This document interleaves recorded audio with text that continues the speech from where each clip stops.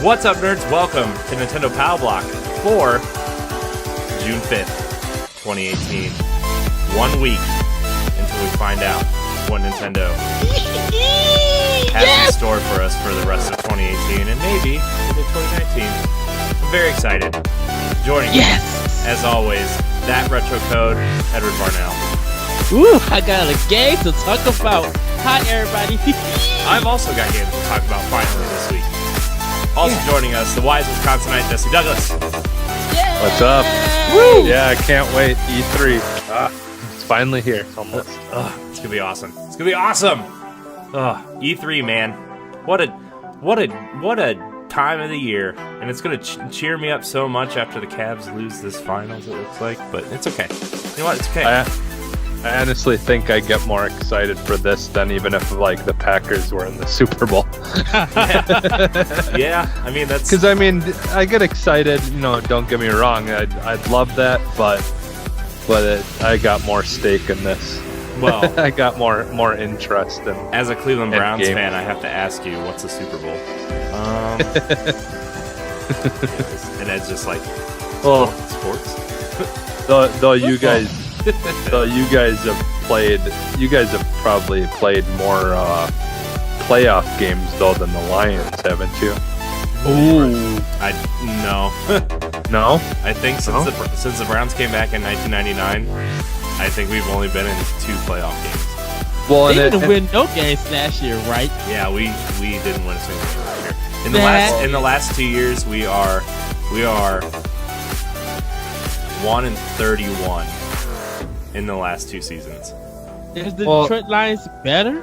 Yeah, the Lions are way better than us. Well, the thing is though too, like I know technically it's not the Browns who did that, but it's just still BS that your Browns basically got turned into Baltimore, you know, the Ravens. Yeah. And then, like, once they were the Ravens, then they started doing pretty good. Like, I mean, weren't they doing fairly well, though, before they turned into Baltimore? Yeah, they were on the cusp of being, like, a real Super Bowl contender. And then the year after the Browns came back in 1999, the Ravens won the Super Bowl in 2000. So, yeah. Well, I guess it was the season the Browns came back, the Ravens won the Super Bowl, which is, like, a real punch in the face because the Browns only won, like, 2 games that year. Yeah. So that's enough. That would, like, if I was a Browns fan, I'd probably be pretty done with football, to be honest. Yeah. That just sucks. Everybody, when it comes to sports, if it don't say Tecmo Bowl, Double Dribble, or Joe Montana football, or the Midway one, Blitz, I know nothing. Yeah. And arch rivals at times. Yeah, or Brunswick bowling. Right. Man, look, it's Cavs time now. Oh no, there's a recording on TV. Why fix it? Oh well. Yeah, well, I don't care right now. I'll fix it after the show. They'll still be playing. Anyways, so now that we're done talking about sports, I'm going to start with what I've been playing, because I've actually been playing games. Yay! So I'm going to stick with Switch, because we've all been playing the same Xbox games, I'm assuming. So I've been playing... I played the Mario Tennis Aces demo, probably for like an hour. And I was like, you know what? I'm done with this, but it's good. I can't wait for Mario Tennis. I like how they seem to add some mechanics to actually hitting the ball instead of just like, you know, there's like at first there was like the power shot, the light shot, and then like the spike shot or whatever.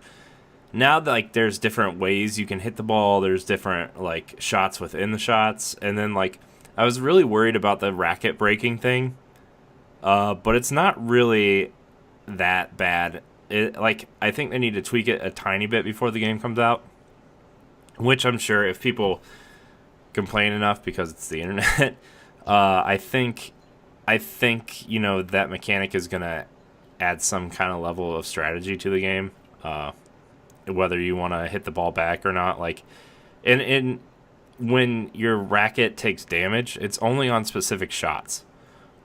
Okay. So like there's something called like a block where you can block the ball and hit it back without taking damage on these specific shots, and it's just like it's like a timing thing. So I don't think it's going to be as big of a deal as people are saying it is, but we'll see. I like it though.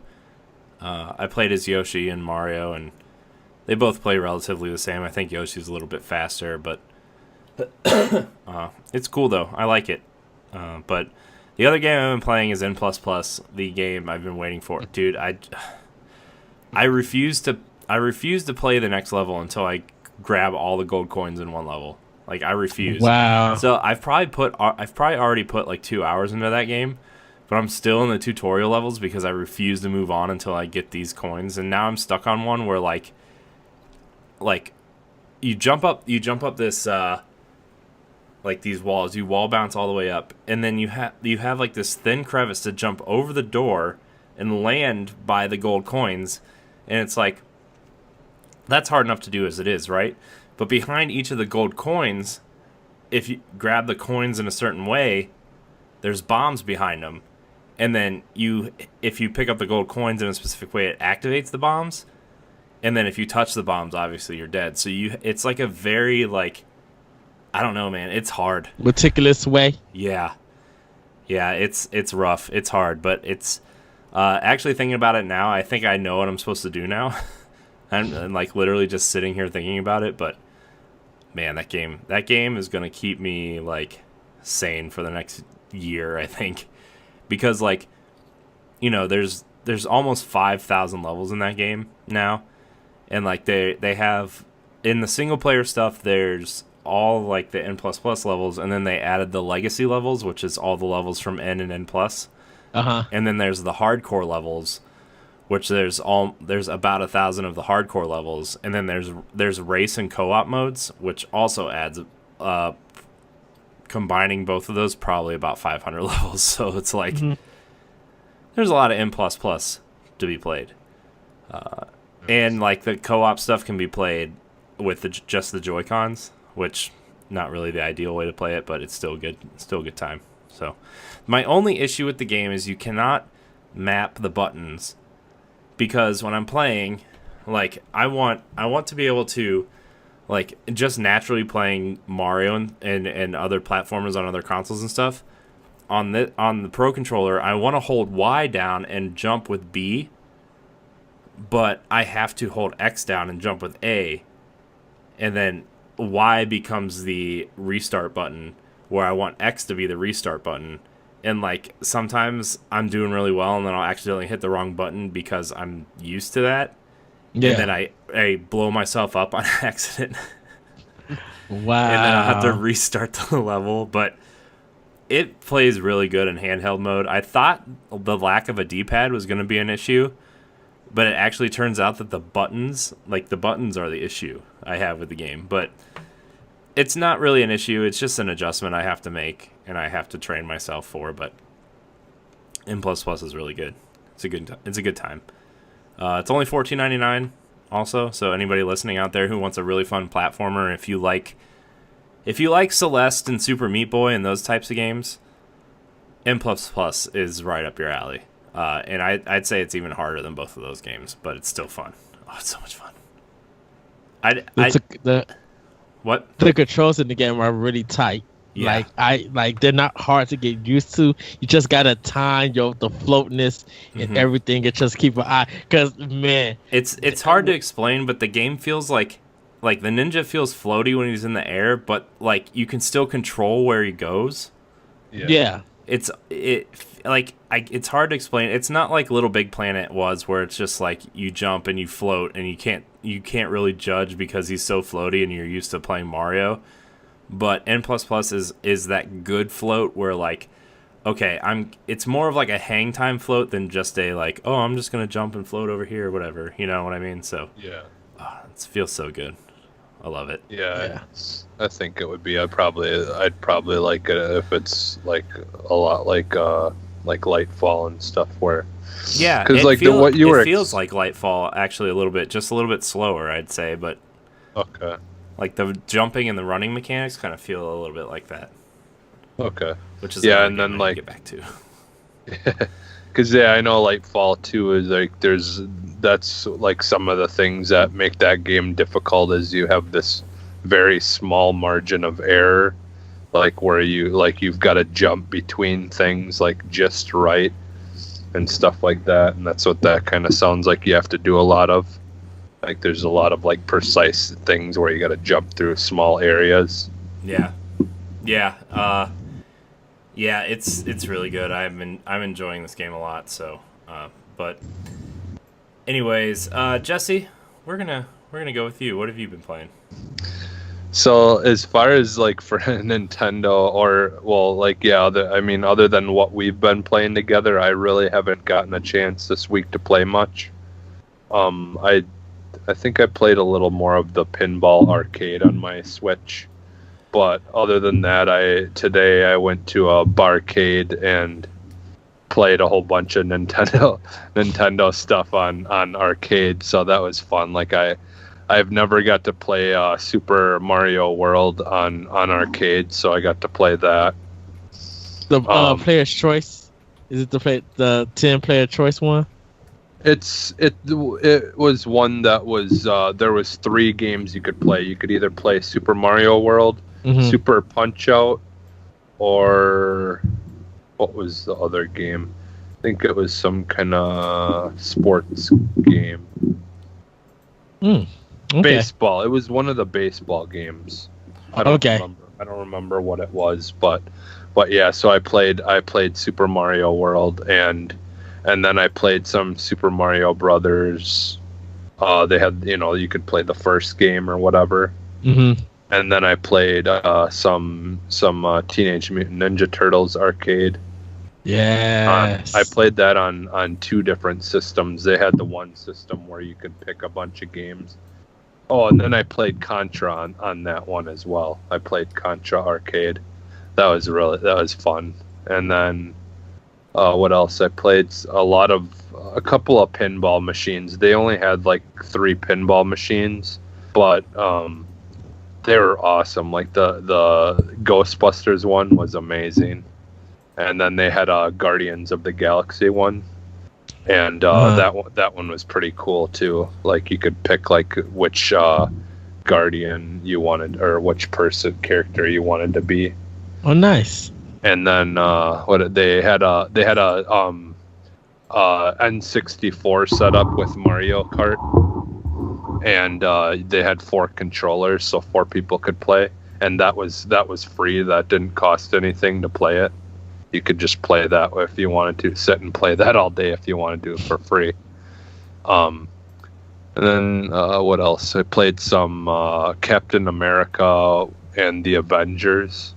So it's like basically it's a lot like the X-Men game and stuff like that where you can. But they're like really small. Yeah, they're smaller. Yeah. I played the arcade and then I played the Super Nintendo one. Yeah, I like the I played that and I played as Iron Man, but yeah, I didn't care for that one as much as the original X-Men one. The original X-Men one is still better. But I just wanted to try stuff. And they had the Simpsons one, but I didn't really get a chance to play it because there was a guy there, like a maintenance guy, that kind of just maintains the systems, and I think he was fixing some of those. He was fixing that and one other game. And then they had Double Dragon, they had Final Fight, they had I don't know. I played some Space Invaders, and they had this really sweet cabinet for Space Invaders where it was like they had this like hologram thing in the back of it, so it looked like 3D, like almost. Cool. It was the original game laid over it, but they had this like the way they like had it projecting on it. It made it look like there was this like hologram of like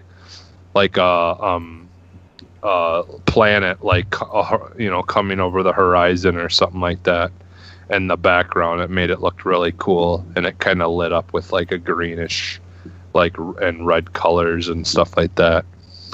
And then they had a whole bunch of like actual like legit Nintendo arcade games and stuff. So, but so that's mostly what I've been playing this week. So. I really want to go to a barcade. All of them are in the city, though. Okay. Yeah, because we got Dave and Buster's. We got Galloping Ghost in Brookfield. And then we got a nickel arcade place called Nickel City close here. That was close to my old job. But I'm just like, I want to go to a bar. I think there's one in Wisconsin.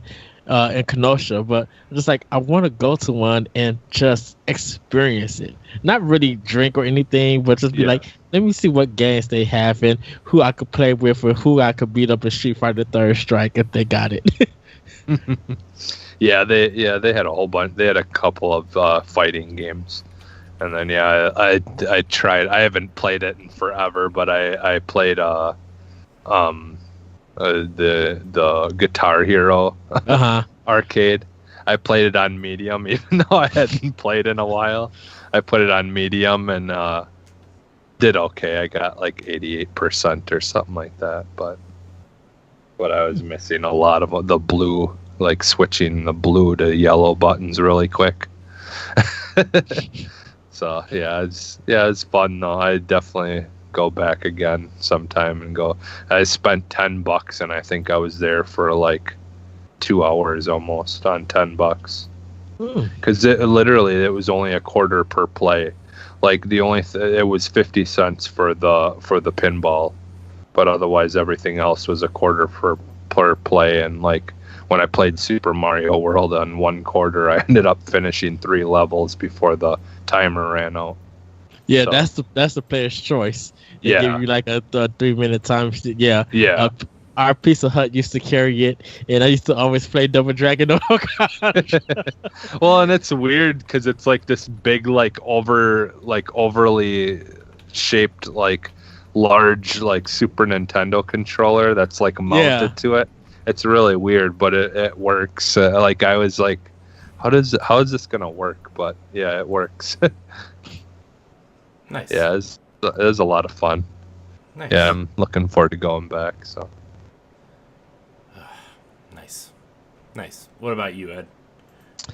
So, keeping with the guys. Well, besides Xbox, anything new that I played was Battlefield Hardlines. I'm playing that, and I'll explain to that like on Optional Opinion if you guys check that out. But for Switch, I picked up Just Shapes and Beats, and that game is like now in the leading nomination of Indie Game of the Year. Like it, to me, is almost rivaling like Shovel Knight as the best indie game of this generation. And I'm going to tell you why from my viewpoint. Not yours, Squaws. I know. Didn't say a word. I just see you shake your head. That's why. It's because nothing's better than Shovel Knight, but you're allowed to be wrong. It's okay.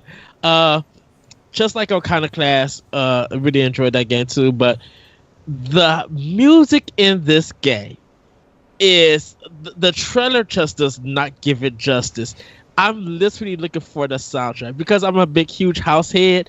The music is phenomenal in here. Like you literally could just plug it in your car or whatever amp you is and just bang out these good tracks, and the challenges are good. So you kind of go through. You're like a shape, and it kind of doesn't explain to you what's really going on. But you're trying to catch this triangle. You catch this triangle. You're like, okay, good. Now, this is how the game kind of works. These red bars and these red lights and stuff will give you indication, but when it's full, you got to be out the way. You got to make sure that anything red coming your way, you don't be by it. You don't have a shoot button, so you can't. And this is just the intro levels. You can't shoot anything, but you can dash, so you can dash through it. So while the beats are coming on, the beats are matching the shots. So you got to make sure that you're paying attention to the music and paying attention to the scene. And I'm just like, okay, I got this. When you get to a boss, you get no checkpoints. So if you get like about 6 hits on a boss. So if you get to like the last part of it and it hits you, you have to do that whole thing over. And they show you at the top of the screen, you guys can't see, I know, like right here at the top of the screen is a big line with that shape going along right there. So you got to make it all the way through, and that's how you defeat a boss. That's even before you get into the intro of the game, like with the title screen and everything. And so I was just like, oh my goodness. And it gets a little bit funny when you like get to the title screen and get to the end of it. And I'm just like, I could just play this for years to come. It is so good. It's literally my lead for Game of the Year for indies. I don't know how long it is because like I said, I just got it. But it's you would just be like, the music kind of tricks you because it's so mesmerizing. But you got to pay attention to the screen and everything, and you got to make sure that you are in a space where nothing can hit you and stuff, and you just got to be quick and move around and stuff. And it's like so good. And I think they got different musicians to contribute to the game. Oh, okay.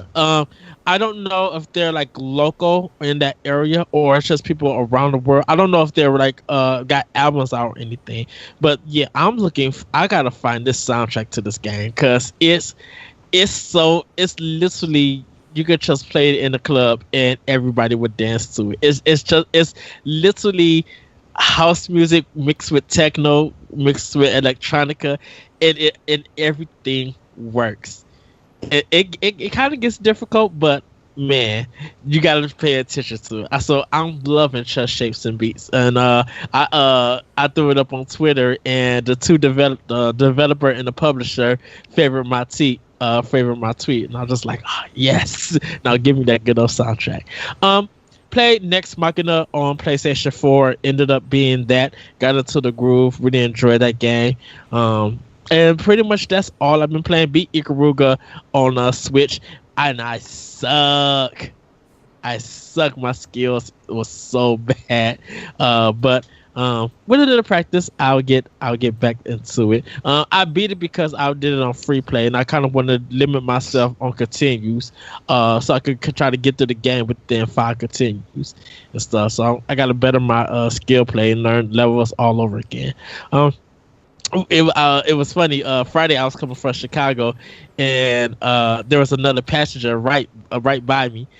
He came sat by me. I'm playing Ikaruga, and he was playing Sky Vapor, and I didn't get his Switch code, and I was just like, oh, I wanted to nerd out with you on this train ride, but I was just like so happy that he sat by me, and we both was playing Switch.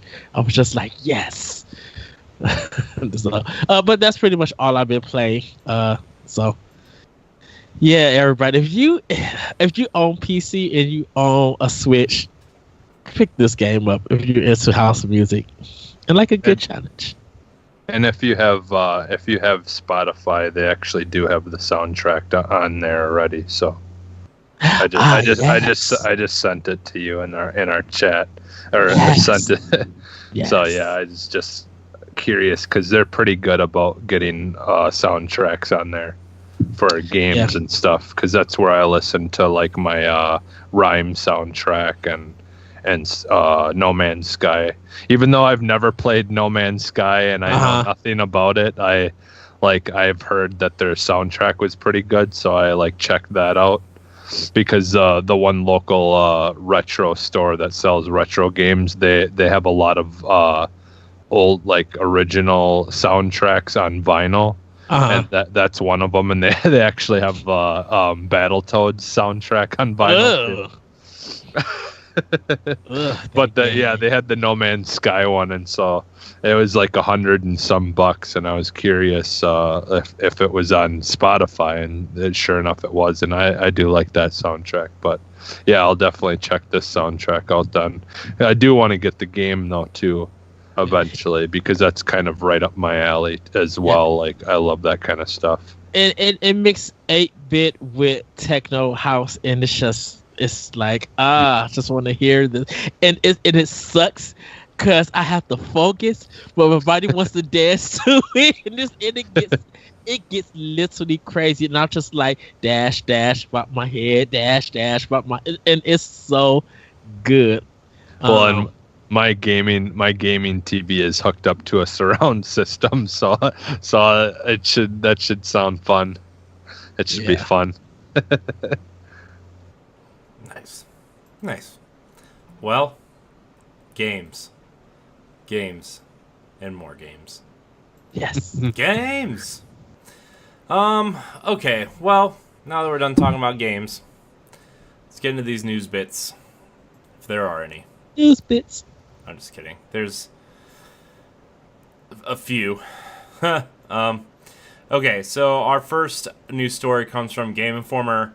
Korean ratings board leaks Fortnite Switch port. On the heels of revealing E3 pamphlet, more evidence is mounting that Fortnite is coming to Switch. The Korean ratings board has rated a specifically Switch-based edition on the Juggernaut Battle Royale game. Yesterday, the same board revealed a rating for PS4 and Xbox One editions of the original Borderlands, yet to be confirmed announcement.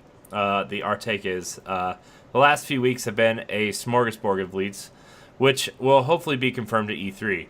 If Nintendo has an infrastructure to bring Fortnite to Switch, grabbing a piece of its massive player base seems like a no-brainer.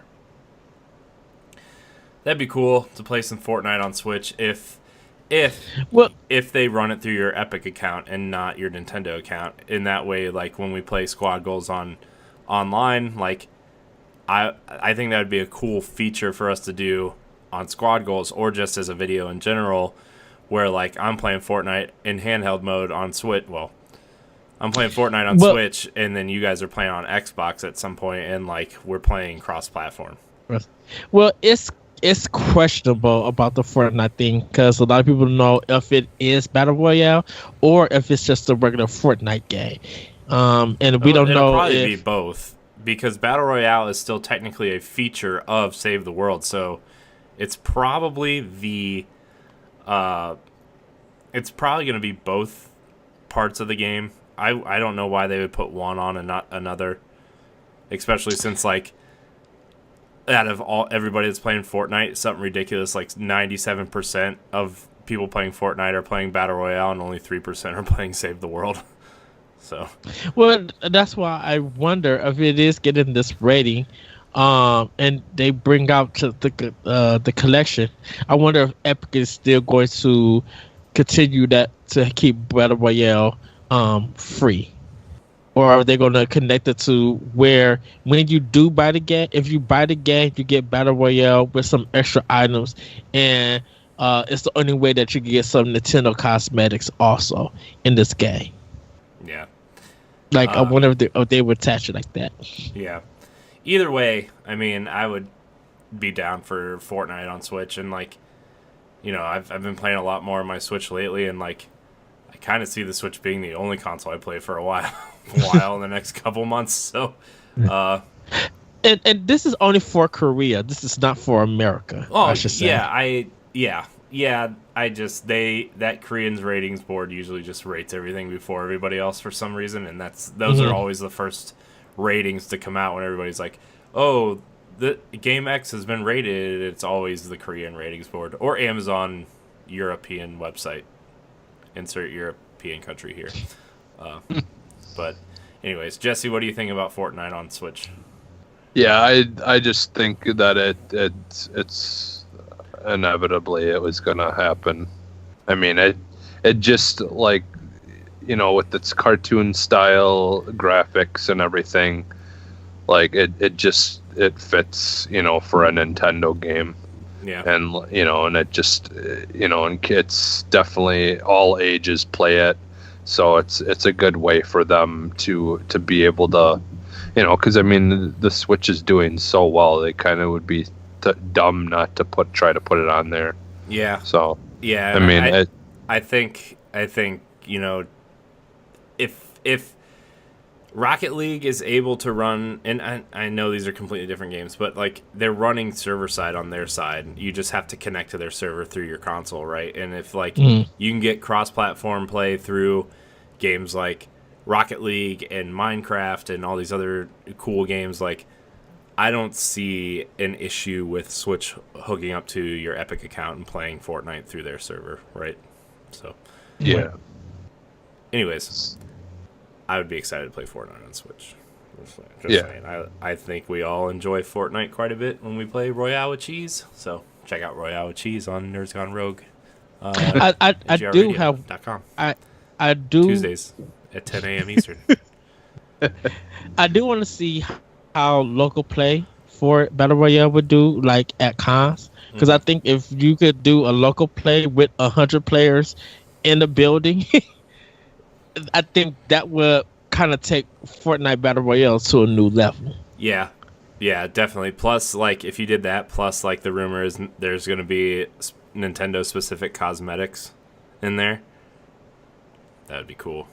That'd be cool. Yeah. Like if you're running around with like a Samus blaster on your arm or whatever, or like I mean I could totally see these like you know, similar to the costumes that are in Bayonetta 2. Like I could totally see the like Nintendo-esque costumes coming to Fortnite just to mess with people. So well, what I kind of would like them to do is, you know, like they occasionally they have these special limited run, you know, things where they're like they had the Thanos thing going on. Like like they really, like in my opinion, if they really want to hook people, they need to start having some like game types that you can play, like because they've, you know, like I mean you can't argue that they've gotten to the point now where they've got so many people playing this game that for them to have at least one other game type in that vein of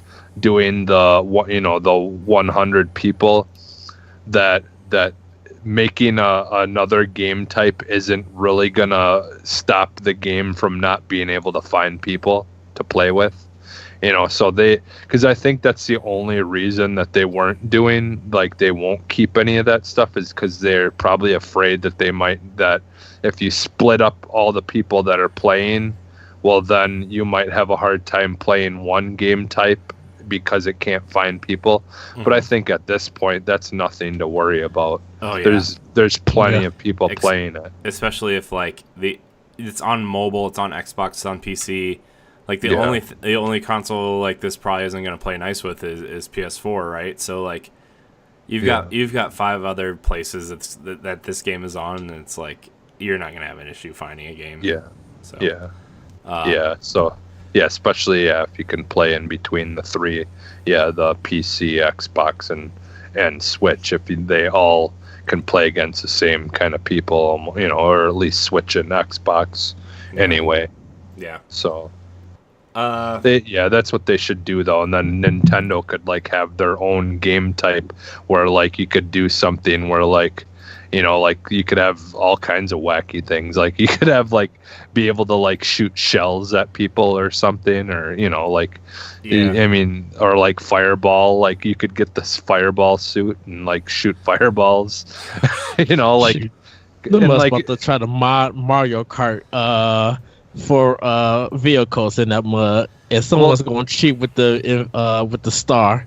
So. Well, Well, you know what? I was just thinking that, like, literally, they could have two different modes. You could have regular Fortnite, the Fortnite Battle Royale mode, and then you could have the Fortnite Battle Royale mode, like done like Nintendo, like it would be Nintendo mode, where when you build walls and stuff, they would be the Mario blocks and stuff like that.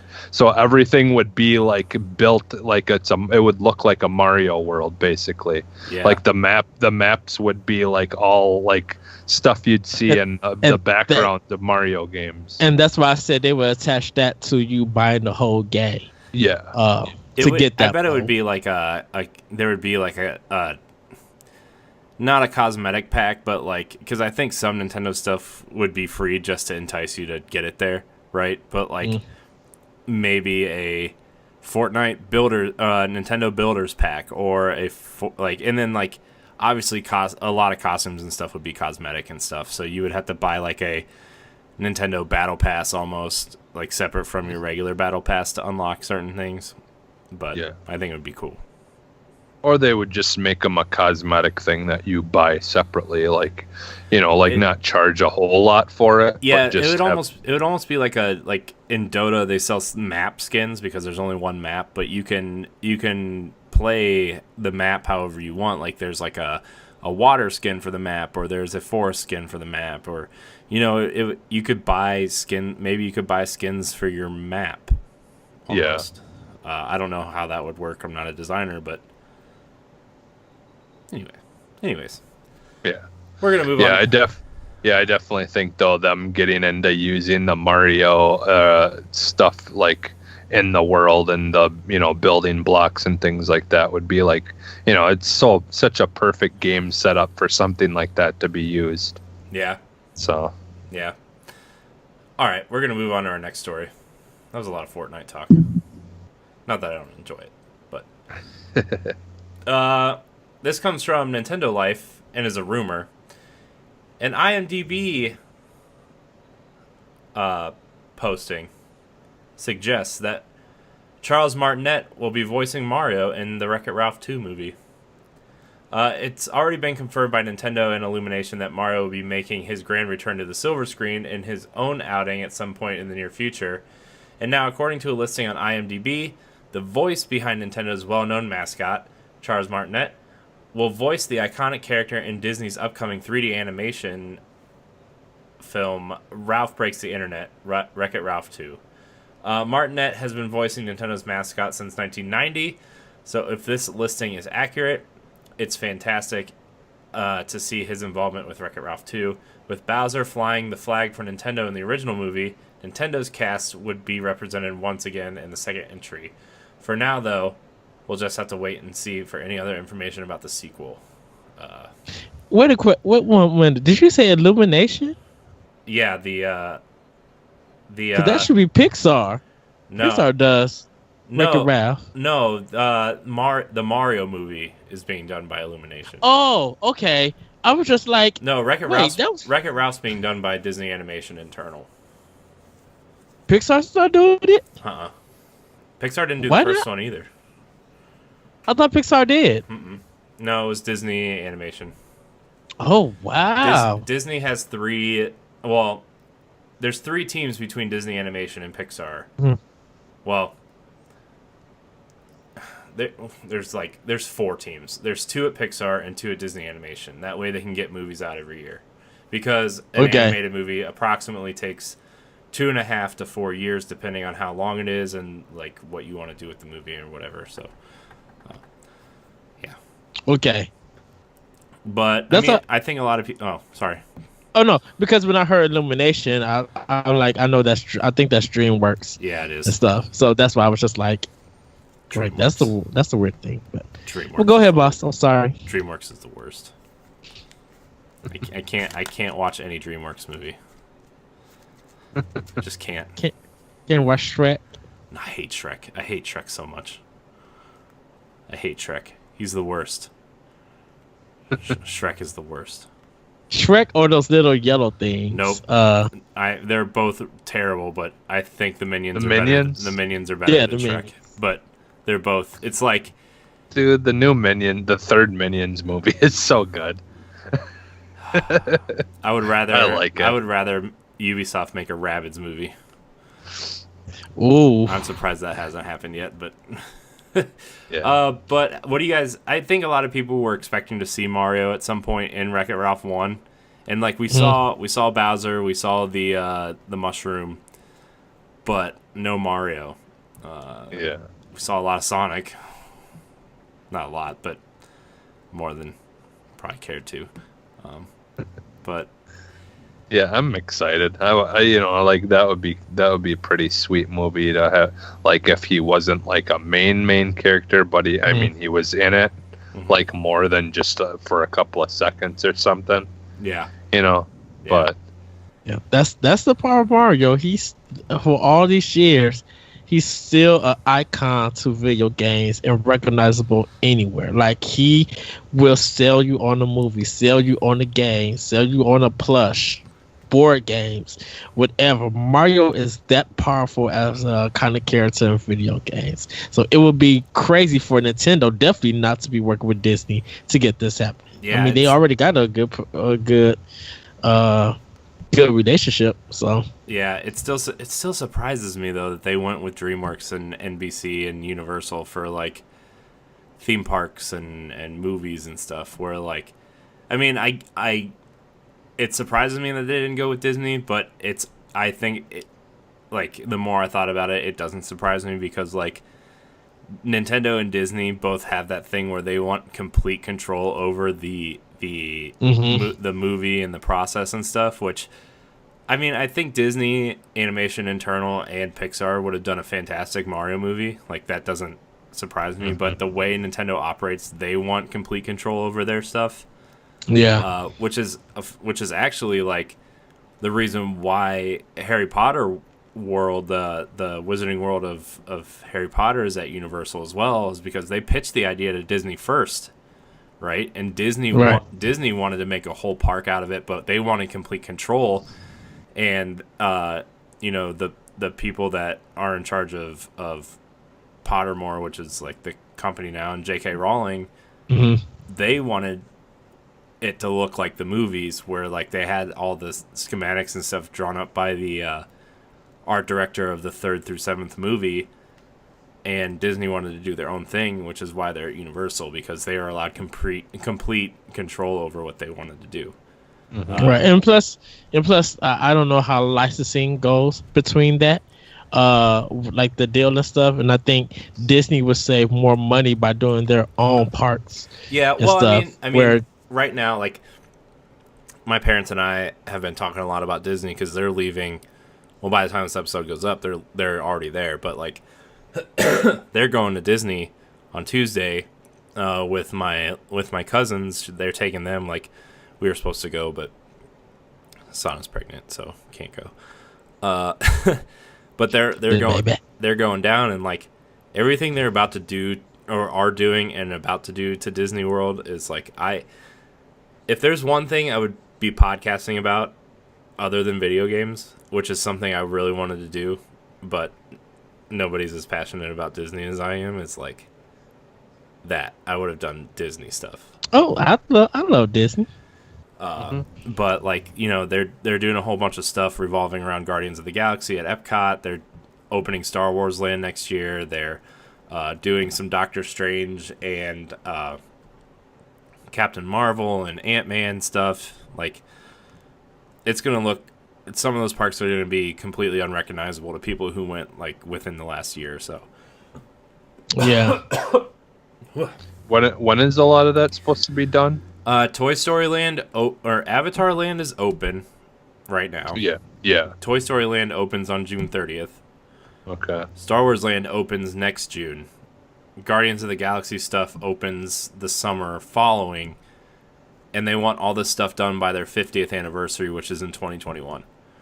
Okay. Oh, they'll have it done by then. And then the other rumor right now is that at Animal Kingdom, welcome to Disney Cast, they're gonna, after this summer, they're gonna tear down the African pavilion over at Animal Kingdom and build Wakanda for Black Panther. Oh, that's nice. Which would be cool because, like, I mean, I watched that movie and I thought the movie was okay, but like it's a visually stunning movie, and there's a lot of like African representation in that movie in terms of like the way they do tribes and colors and you know customs and stuff. Yeah. So I think that would be really cool if they did that over there. Yes, yeah, Yeah. because that's pretty much stayed pretty basic and just like a safari setting and not really too much character to it other than that.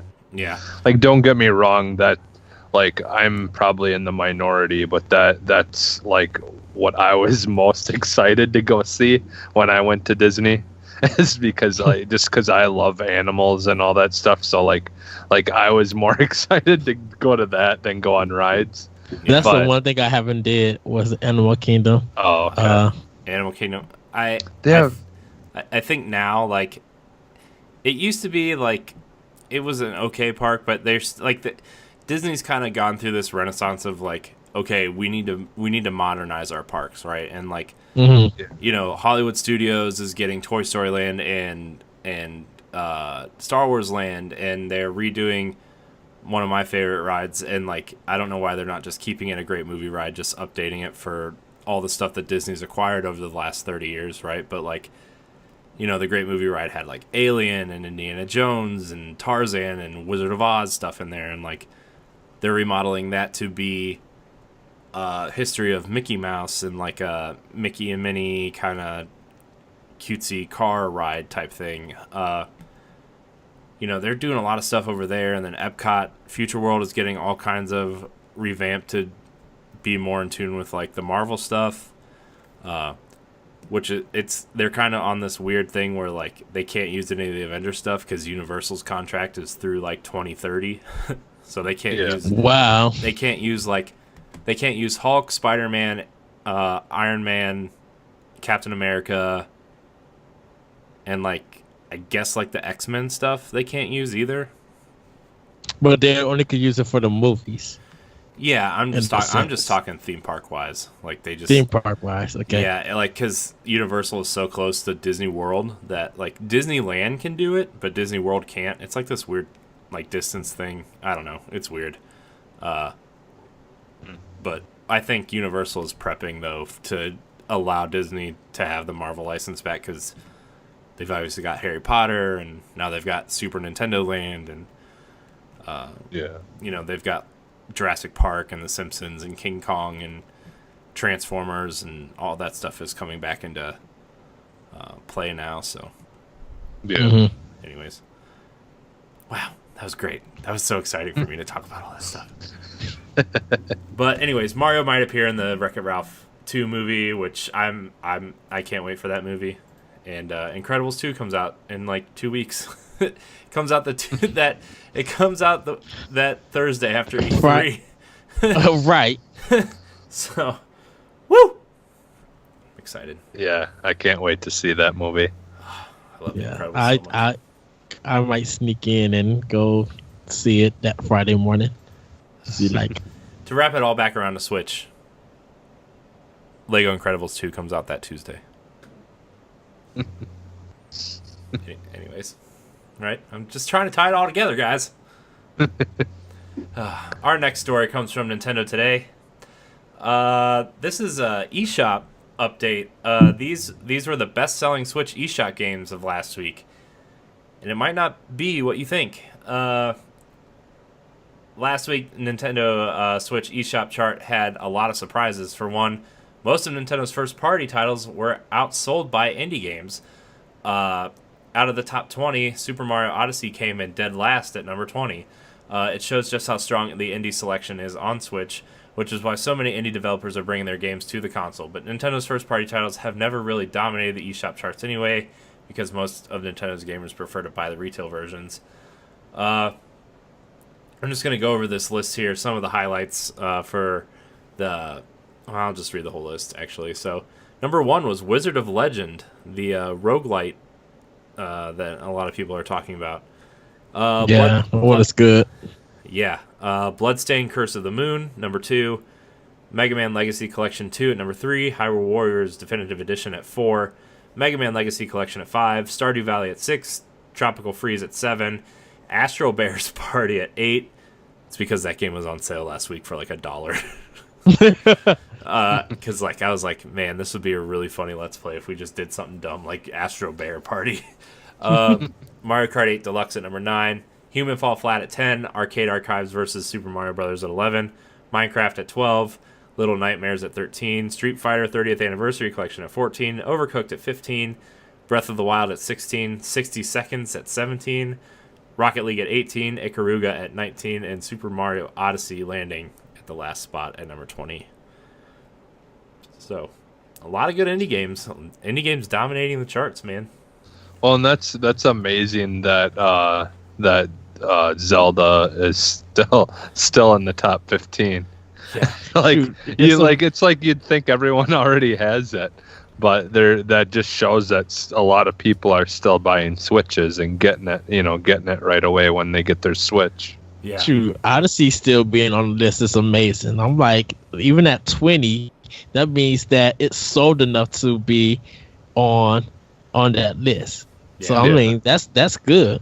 So that probably like around this time, a lot of companies would do like price drops for their AAA game, whether it's like 10 or 20% off or anything like that. Nope, Mario's still $60, and people are buying it. Yeah. So yeah, Wizards of Legends is a really good game. I just got to get back to it. Now, where's N++ on this list, guys? Well, didn't it just come out? Yeah. Last week, last Thursday. I'm sure it will go on the list eventually. It's been out for 10 days. Where's it at? Just saying.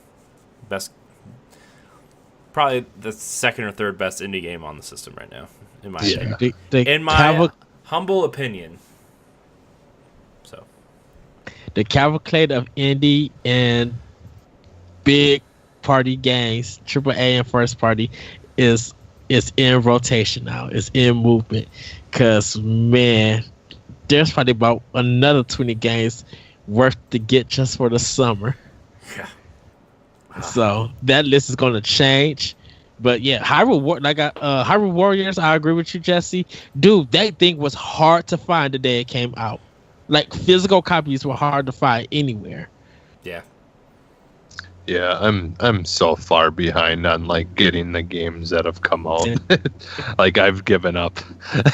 I don't have money, and I just Sushi Strikers comes out on Friday, Ed. Yes. That game. So I really wanna get Mario Aces, tennis or whatever when it comes out.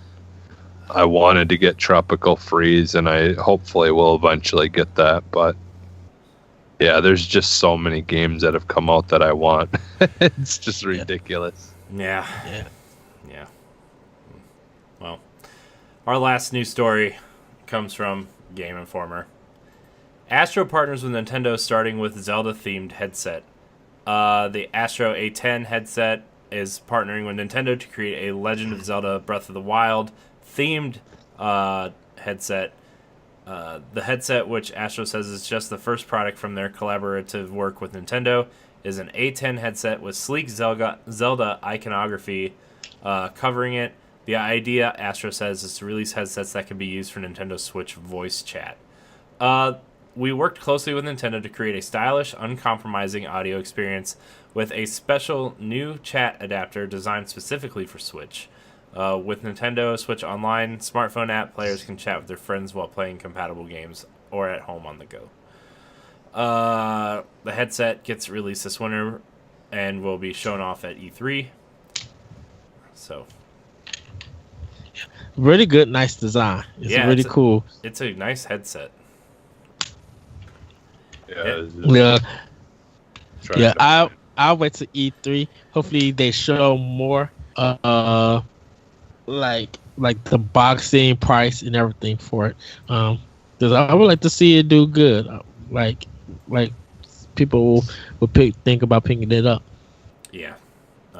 So, I mean, honestly, I don't know how much voice chat I'm going to be doing on Switch, because like if I'm playing my Switch and we're actually playing multiplayer games on Switch, I'm sure all three of us and like our friends will be sitting right where we're sitting right now. Right. using Skype or Discord or whatever. But it's cool that somebody's trying to make Nintendo voice chat viable. Yeah. So, Well, and like I said, I mean, there's always too, like, we've got the the Xbox app for chat. yeah, right. Because it just, like, I mean, I just feel like it works a little better than the Nintendo one would, just because with the Nintendo one, don't you need like a dongle and all that stuff to? Yeah, it's a mess. It's a interesting mess. So yeah, because with the Xbox one, at least you can just literally plug your headset into it directly into your phone, and that's all you need. yeah, I remember around Christmas time, Ed and I would stay up late and talk and I was playing Switch, but I had my Xbox headset on, and we would just be talking. Yeah, but yeah, those were the nights. Yeah, good times. Good times. yeah, because actually, I was just thinking you can actually hook your Switch into your Xbox and play your Switch through your Xbox and talk on the headset. Technically, that and is still correct. hear the sound from your game. That is through that. Technically, you are correct. So, that's the picture within picture. It's the TV. I think, it's the TV. Yeah, stuff. the TV setting. So it's literally would fill the full screen, but it just would. Yeah. Oh man. Anyways, before we get out of here, I want to plug a few things. Next week Ed and I, and hopefully Jesse at some point, will be covering a lot of E3 stuff. During the weekends or whatever, where we are live streaming. Ed and I will be at least doing a watch along for Bethesda and Microsoft. I don't know if we're going to do a watch along for E3 or for EA, but I know that night before we do squad goals or whatever, we are going to be talking about what happened at EA that day. And then obviously Tuesday night, we're doing a big Nintendo recap and watch along and everything. It will be after the press conference, so because I have to work that day, sadly. But we will be doing a watch along that night and then covering everything. We're going to do a breakdown of every game. We're going to do a mini block on every game. So there's a lot of Nintendo content to get through next week.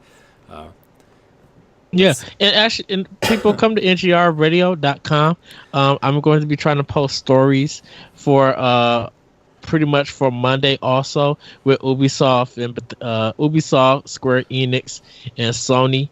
I think the Nurse Gone Platinum guys are probably going to be watching Sony. So just come to NGR Radio, check out some of my writings for the conference and what they showed.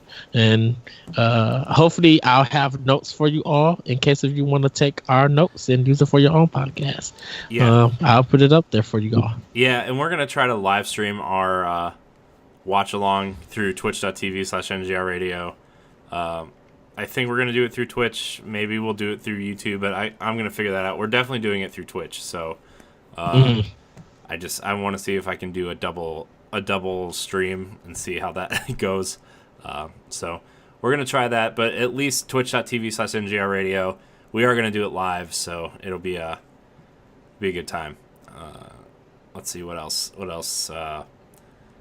Yeah, man, I can't believe E3 is this weekend. I cannot believe it. I know it seemed like for a while like it was too far away, and it was to be excited for it, and then all of a sudden now it's like next week. I know, it's insane. Dude, people are still doing predictions. I know. All the fake like things being released, like that thing. No, a lot of podcasts. No, I know. It's always funny listening to big outlets do predictions though, because like they already know. Like they all went to Judges Week and played all the games already, and like everybody that's like seen the pre-recorded Twitch stuff is like they know, and like their predictions are just dumb because they know. So right. I usually like to listen to like I think Secret Friends did an E3 thing, like a small thing for E3 on one of their shows, like Fathers of the Grind does stuff, us. I mean, we obviously did a bunch of prediction stuff, so those predictions are always better because like we don't know, we're not there. So, but anyways, other things I want to plug real quick: expansion pack every Monday at noon Eastern time on ngrradio.com and youtube.com/ngrradio, where most of us kind of just talk about a random topic. Mini blocks are happening. We had one last week on the Pokemon stuff, so we actually added that episode to the Power Block feed. So just to kind of promote the mini blocks again. Those are usually YouTube only segments, but it's that random dose of Nintendo when you need it. Yeah. So let's see what else. There was one other thing. Check out our Let's Play shows, Royale with Cheese and Squad Goals and Pod and Play. And then Indie Showcase is coming up the week after E3. It starts on the 23rd. Yay! So that's a good time. That is a good time. So Jesse joined us for the Lightfall episode. That was a good one. That was a good time. Yes. It was a fun one. It was. So, anyways, you can find Nintendo Power Block on your podcast service of choice every Tuesday and Friday at 7 a.m. Eastern. You can find it on youtube.com /NGR Radio as well.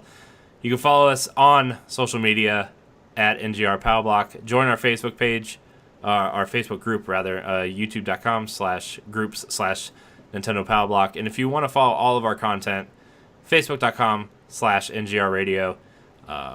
We started posting a lot of stuff there every day as well. I got the website set up so it posts there and Twitter every day. So, yeah, man, I'm happy, man. I can't believe, like, I just did all the intros and cut some new trailers for NGR Proper 100, and like, I can't believe we're already coming up on 2 years of this. Yeah. When Matt and I started, and Ed was like kind of new to our group at that point, like I was going back and adding slowly adding older episodes of NGR and all the other podcasts to this show, and it was like episode 3, and it was like Matt and Corey are joined by guests Ray and Edward, and I'm like, oh wow, that was a long time ago. Yes. Yes, everybody. I was a guest at that time. I was on another network at that time, and then now I'm co-host and host of many things, I should say. And I think we do too much sometimes. It's so and we just kind of wrangled Jesse into doing it all with us now. It's just like right. Sorry, Jesse. One of us. One of us. I enjoy it. Luckily, I enjoy it. So, yeah. And it's always like I've said before on some episodes. Like I work night shift to people who are listening. So like, and then I work by myself. So like, this is my adult conversation talk for the most part. I mean, like I talk with my wife and stuff, occasionally and all that and whatever, the normal with that, but I don't really have too much adult conversation at work or anything like most people do. So yeah. So I get a lot of my conversation in here. Yeah. Well, like at my job, it's almost the same way too, because like, yeah. I mean, I drive now, like I'm by myself 90% of my day, and it's like the only other interactions I have besides, with my boss for like maybe a half hour out of the day is like my wife and then you guys, and then Matt and Moose on Mondays, right? So like, yeah, it's a good time though. Yeah, man, 2 years. I can't believe. Hey, from where it started to what it is now is a blessing. I'm just gonna leave it at that. I know. Well, and I'm trying to think what episode did I join the show on Arsenal X? I don't even remember. I don't even remember how long I've been. That probably it's got to be close to a year now, isn't it? It probably it's probably around maybe September, October. Yeah. Because we didn't have an Xbox show, So Yeah. we were just starting out with that. And Yeah. Yeah. And then I joined eventually because I think you guys had at least like 10 episodes or so, and I think, didn't you? We Had had, Yeah. quite a we had few. a few. Let Few. me. Yeah. I'm gonna look this up. Let's see. Because I want to say maybe it was like a 20 in the 20s that I joined. 20, like right before 30 episode, maybe that I joined. I don't know. Maybe more than that. Hmm. I don't remember. It feels like it's been a year already. I know it's getting close to it. Yeah. Let's see. In a sense. You were on episode 11. Okay. You were on episode 10. You were on episode 9. It's great radio, by the way. I'm sure somebody is like, you're on episode 8. Okay, well, maybe then I did join earlier than I thought.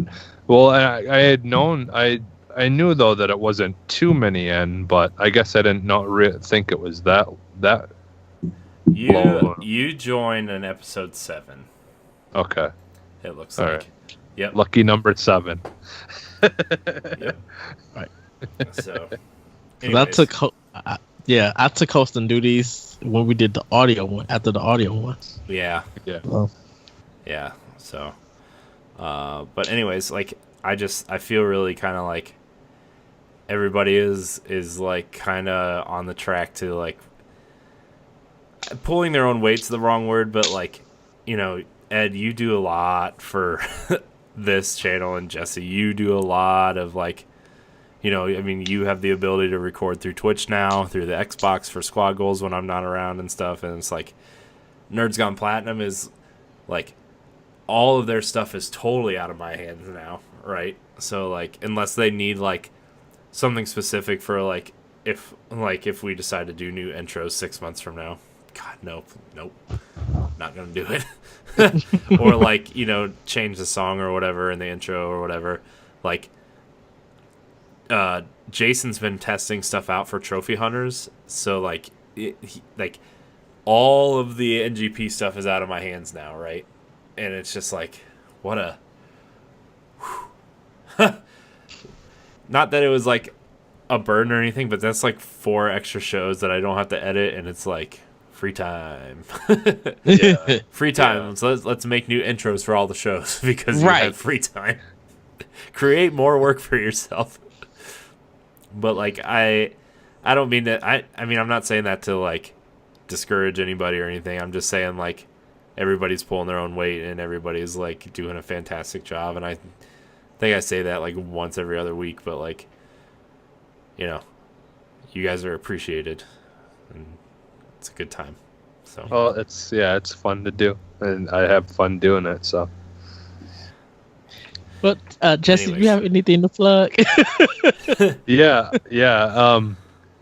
You can find me on Twitter at @sub_humanist, and then also I joined the NGR Radio proper podcast. So this week Monday it would have been up, I guess, Yep. right? It Yep. was Monday. Mhm. So that should be out by the time you guys hear this. Yep. So Yep, check I that out. uploaded Check it. that I uploaded it before we started recording. So Ed, where can we find you? You guys can find me on Twitter at That Pressure Code, and you can check out my podcast, Optional Opinion, on SoundCloud, iTunes, Google Play, and tune in. Also, check out Arsenal X, our NGR's Radio Xbox podcast, every Wednesday.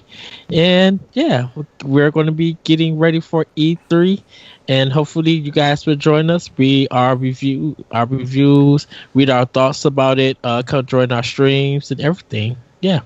Yeah. by the time you hear this, it'll basically have been already be here. E3, man. E3. You can find me at CoreyandHD on Twitter and Instagram. You can find me on Nerds Gone Rogue, Arsenal X, and a plethora of other content here on ngrradio.com. Check out our website. It's a good time. I am finally almost done with it. Took a little detour to do new intros. Hope you enjoyed the new intro if you're watching the video. If you aren't watching the video, head on over and watch the video. And if you don't want to watch the podcast, don't worry. I posted all the intros by themselves. So you can watch it. It's a good time. Yay. Oh, man. And I'm always worried when I make an intro and I show you because I'm like, Ed better like this because if he doesn't like it, I'm just gonna scrap it and start all over.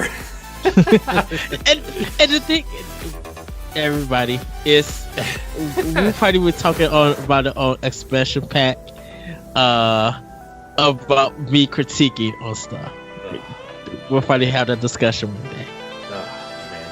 But anyways, download the podcast on your podcast service of choice. Thank you guys so much for watching, and until next time, be ready for E3. Bye, everybody. Woohoo!